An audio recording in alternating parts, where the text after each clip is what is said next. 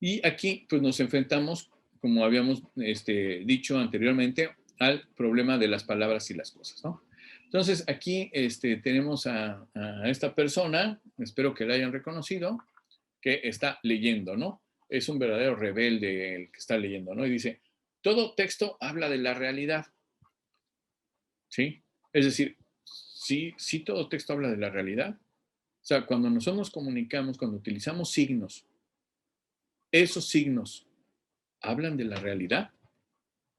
O que no las palabras hablan de las cosas, para ponerlo en otros términos. Cuando nosotros leemos las palabras no hablan más que de las cosas, ¿no? Y las cosas son las cosas reales, ¿no?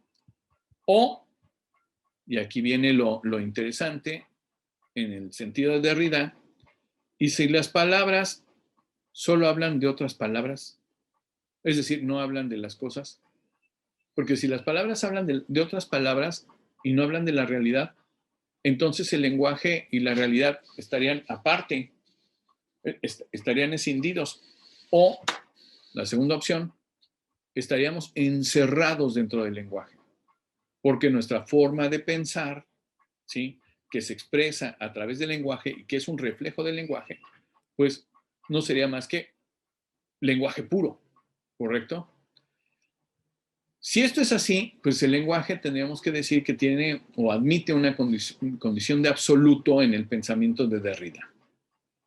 Tenemos este niño que está pensando cómo podemos hablar de lo que hay fuera del lenguaje sin usar el lenguaje. Pues entonces quiere decir que todo es lenguaje, ¿no? Que no hay nada fuera del lenguaje, ¿no? Que es una posición ya de inicio de Jacques Derrida. Y en ese sentido, pues le podemos decir adiós a Crátilo, ¿no? En ese sentido, nosotros vemos que el lenguaje, pues, no es ni transparente ni natural. ¿Natural qué quiere decir? Que sea instintivo, ¿no? Pues el lenguaje no es instintivo, el lenguaje se aprende por convención. Y las convenciones nos ayudan, de alguna manera, a entrar dentro de esta sincronía que es el lenguaje, ¿no? Pero tampoco es transparente. ¿Qué quiere decir que tampoco es transparente? Que el lenguaje per se no solamente está para transferir significados, sino que el lenguaje per se ya tiene una situación involucrada, ¿sí?, de poder. Lo vamos a ver un poco más adelante, ¿no? Dice aquí entonces, las palabras no salen de las cosas, las palabras salen de otras palabras, ¿correcto? En ese orden de ideas, en una expresión de Jacques Derrida, el lenguaje lo que hace es ordenar. Pero cuando nosotros decimos que el lenguaje ordena, ¿qué es lo que significa? Bueno, en primer lugar, ¿sí?, que el sujeto ordena la realidad desde el lenguaje. ¿Sí? El sujeto tiene contacto con toda la realidad, ¿sí?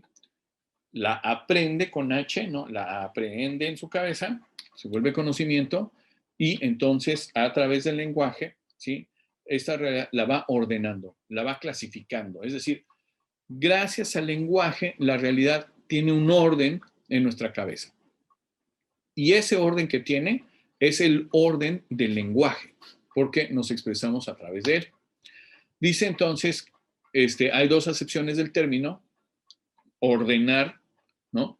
Primero, el primero es que la ordena, es decir, hace que esa realidad tenga un determinado orden, tiene una forma estructurada en categorías, ¿sí?, como diría Saussure en la lengua, va relacionando los signos y al relacionar los signos, al hacerlos que entren en contacto, les va dando una estructura, ¿sí? Pero en segundo lugar dice, le ordena. ¿Qué quiere decir que le ordena?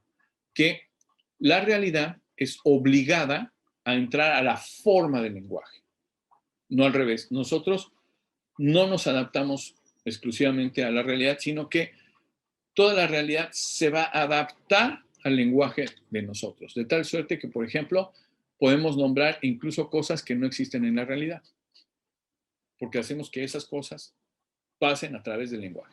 Por ejemplo, la palabra nada. La nada, ¿qué es? Pues nada, pero hasta tiene su nombre. Entonces, nosotros estamos filtrando la realidad a través del lenguaje.